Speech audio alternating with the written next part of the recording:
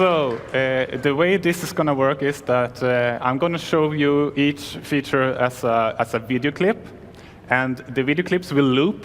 So the first time, I will show it without any commentary, so you can focus on the video, and when it loops, then I will explain what is happening. So I'm hoping you have your Snapchats ready and tweets. When you see your favorite feature, you will have plenty of time to, like, if you see it and miss the opportunity, it will come again. I will start with some kind of relatively minor updates, but still interesting, and then go on to the more interesting things towards the end. So yeah, let's get started. Let's see. Hope this works now.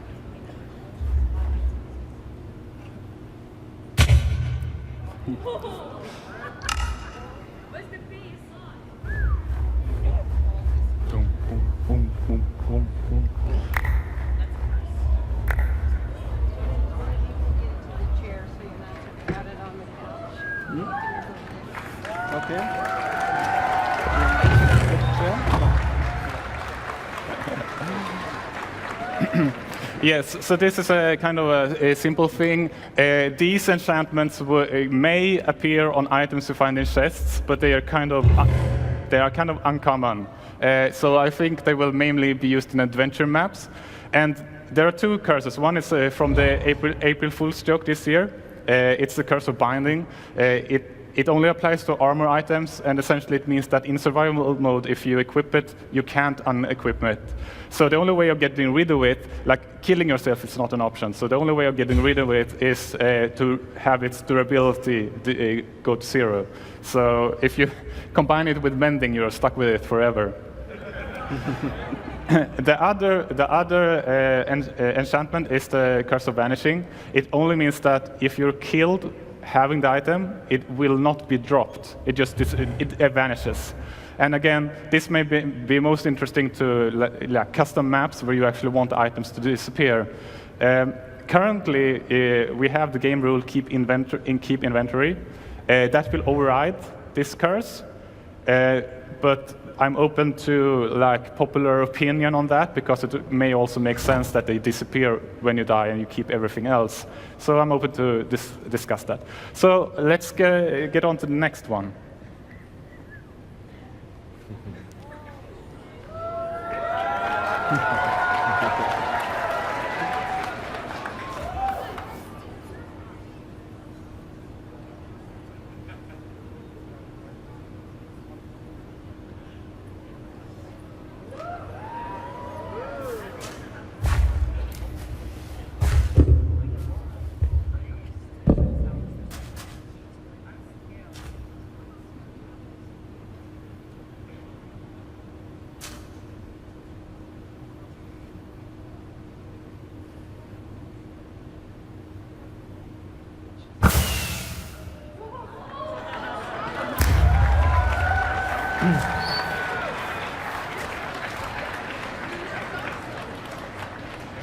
So yes, you may know that the observer block was added to Pocket Edition by Daniel, who's sitting here. It was necessary because on Pocket Edition we don't have the bud updates we do in Java. But at the same time, it makes sense to have it in the Java edition as well, so that's why we're adding it now. I must say, though, that we haven't changed the redstone system in Java, so the buds still remain. I also must point out that although this mimics the behavior of the observer, I can't guarantee that the behavior is exactly the same, because the redstone systems are completely different. So it will be interesting to see when you start playing around with it and see what quirks you will discover. So let's go on. Um,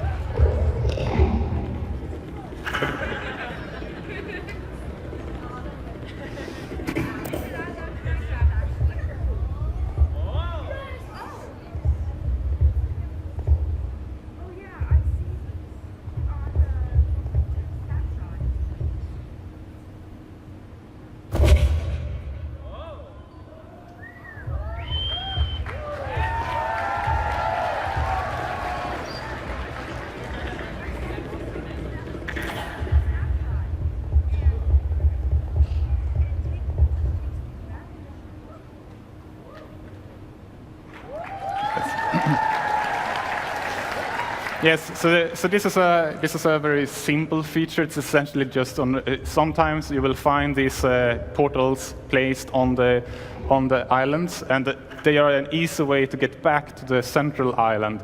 So they're essentially escape portals because it's very easy to get lost. And I know that the common solution is that you create an ender chest or find an ender chest in one of the end cities, put all your stuff in it, and then you just jump down in the void. Like, and I feel that there should be more options, and it is fairly easy to make. So let's continue.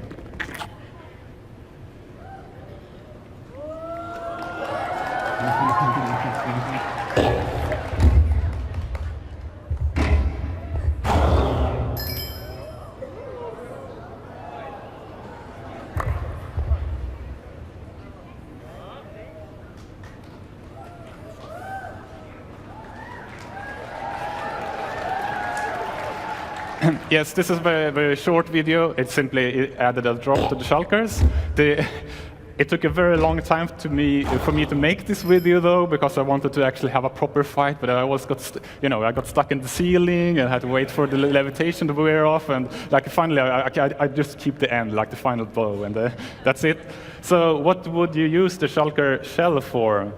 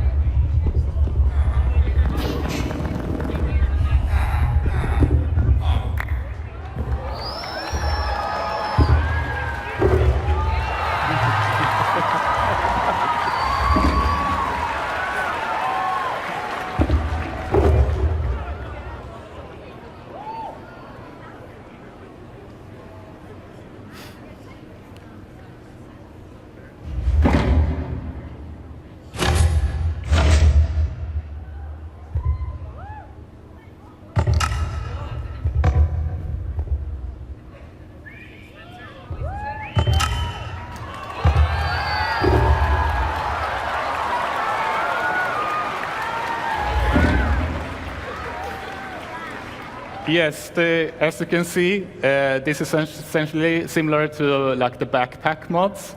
It's a chest which keeps the items inside of it even when you knock it down.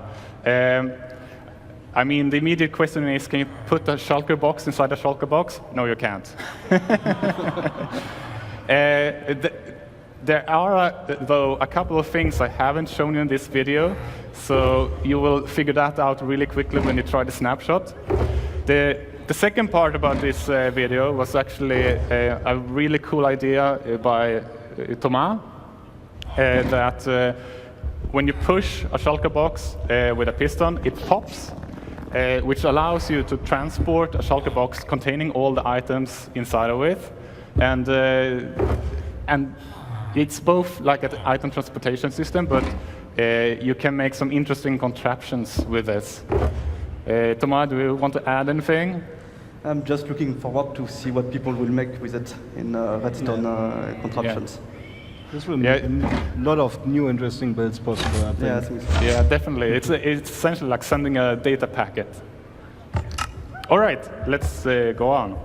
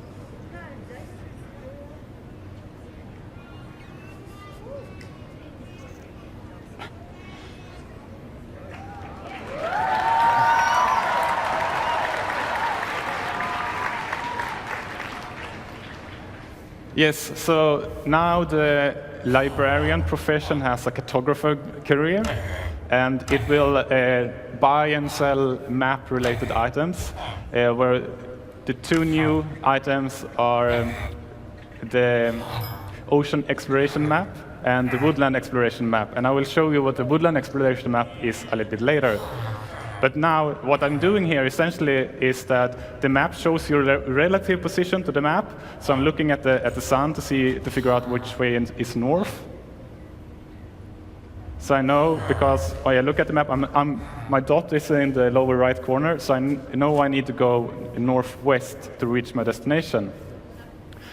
A warning though, if the dot is small, it means that on your world, the location is really far away.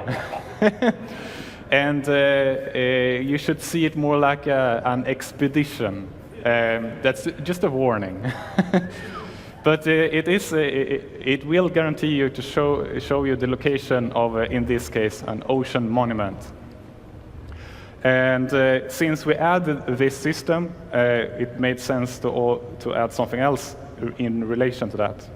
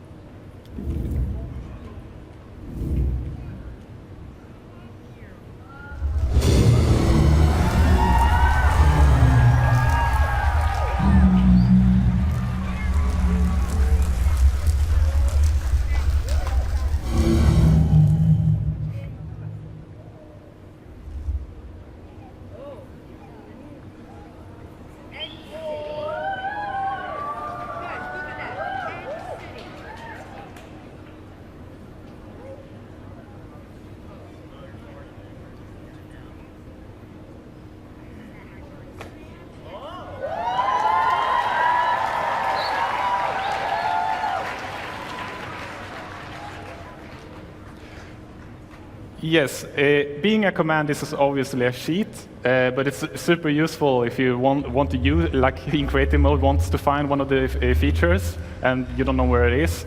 So it's a really time saver. This command was actually a suggestion that I got on Twitter, and since I was just like coding this system, I was like, oh, all right. So I added it, and it can locate the fortress, the end city, the stronghold, villages, mine shafts, and the temples. Although all the temples they are using the same system, so it can, for instance, if you it will give you the nearest one. So if you try to find a temple, it might be an igloo, it might be a jungle temple, it might be a desert temple. You can't really know.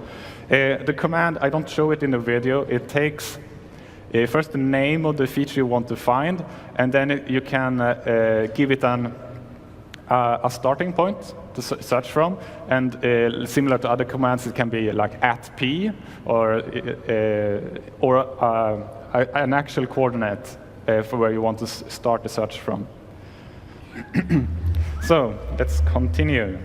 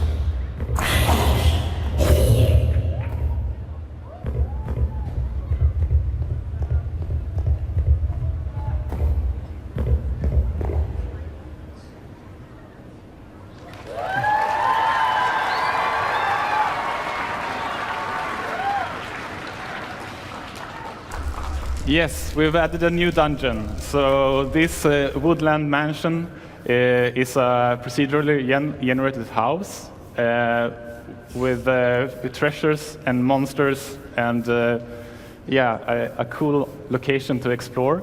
And it's fairly uncommon. So the best way of finding it is to buy a woodland exploration map from the cartographer. And this dungeon is built with the help of the new template system we have with the structure blocks. And I was I think it shows really well how much bigger we can now make structures and how much more interesting we can make them, because the structure blocks make it so much easier to just experiment with different styles and build them out. And it was really interesting to watch you build this step by step over time. Yeah, exactly. And I was joking about that before all these features were hard-coded, so they were really time-consuming to make. So now we have this awesome system which should save a lot of time, but since it saves so much time, like my ambition has gone up, so it actually takes more time now to make this. But it's really worth it. So you may wonder who's living inside of this.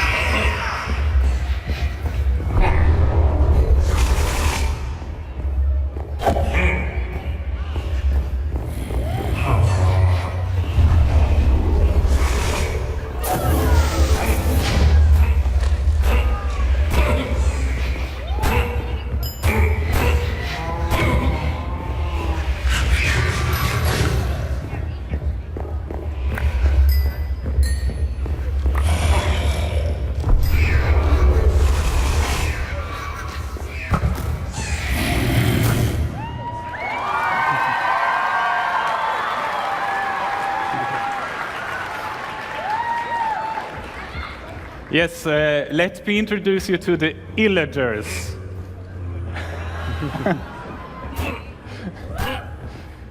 Oh, sound okay. Yes, so the Woodland Mansion is inhabited by these ill-willing villagers. They are the outcasts of the villages, and they have acquired arms.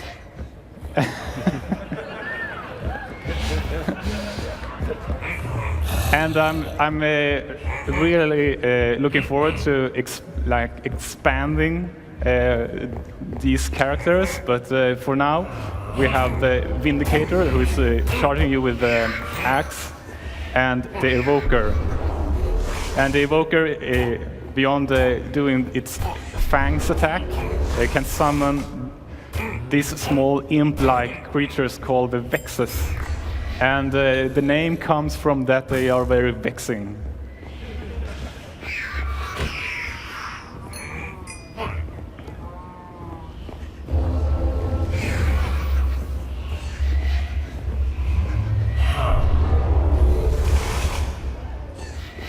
It will be very interesting to see, and then we have snapshots out, because it's not really easy right now. I think I told you before, without high-end gear, it's probably not the best idea to go in the mansion unprepared.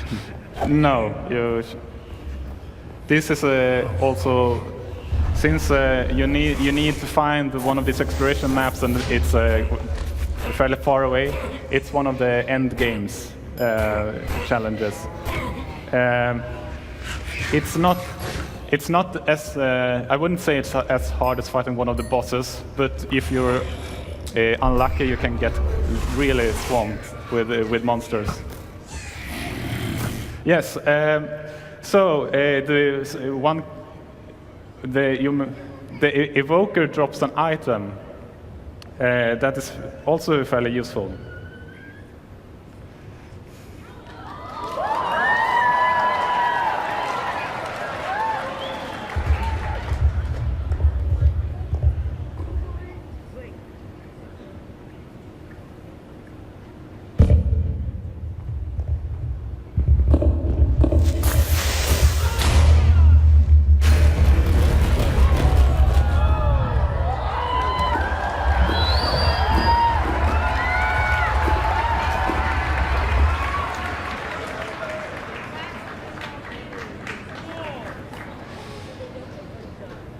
Yes, the Totem of Undying, it's an item that activates if you're holding in either hand, so the offhand is probably the most convenient one, and you're being dealt a killing blow.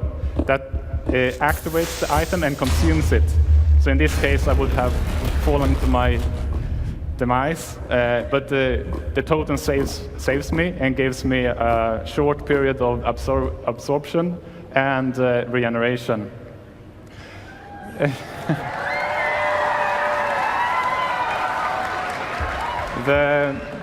When I was testing this first, initially it will only give you regeneration, but I found out that we were walking around and you hear that boom, it activated when you were when the creeper exploded. You would fly up in the air, and then you would be killed by falling damage.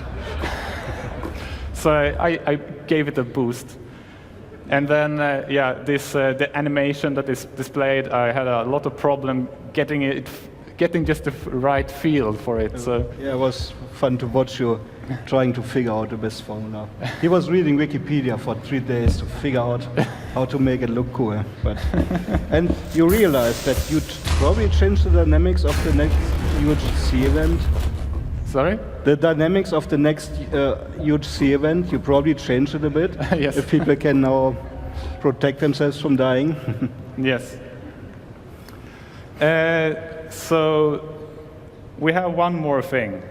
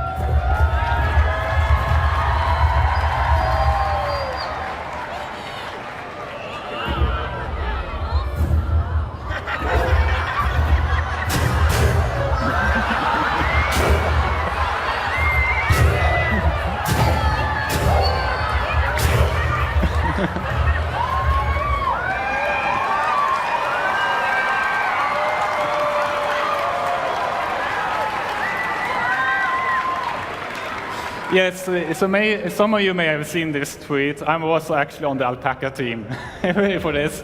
But it was kind of funny to just see what people would prefer. Obviously, like the alpacas and llamas, they're not identical animals. So we looked up what we would prefer. Like an alpaca would probably be more similar to a sheep in the sense that you get nice wool from it or fur. While the llama, they're more of a beast of burden. So they're more similar to donkeys in a sense. So they can have chests, and you can swag them out with carpets. And as a fun extra, if you lead one of them, they will automatically try to form a caravan to a limit. And the llamas, they were all developed by another developers, Agnes. She's still in Stockholm, but it was really fun to see her work on this. Yes, and obviously llamas are famous for their spitting, and and also they even have them in Sweden in sheep farms because they scare away the wolves. It's like the wolf sees a couple of sheep and then walks in and then, what is that? And then it gets down on it.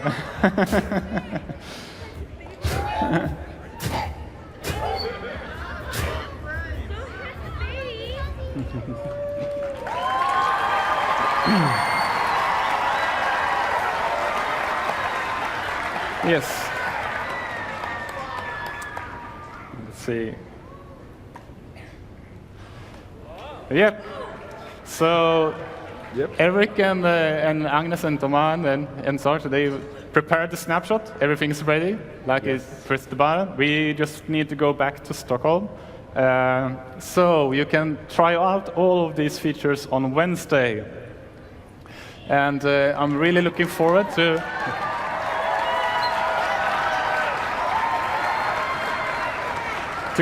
get all of your bug reports, of course, but also since 1.11 is essentially finished, we don't think that it will take that much time before we have the full release, but it depends on how many bugs there are simply. But I'm also looking forward to see all your update videos. It's going to be a lot of fun. And yes, this is our presentation. I'm very happy that all of you came, and thank you for listening.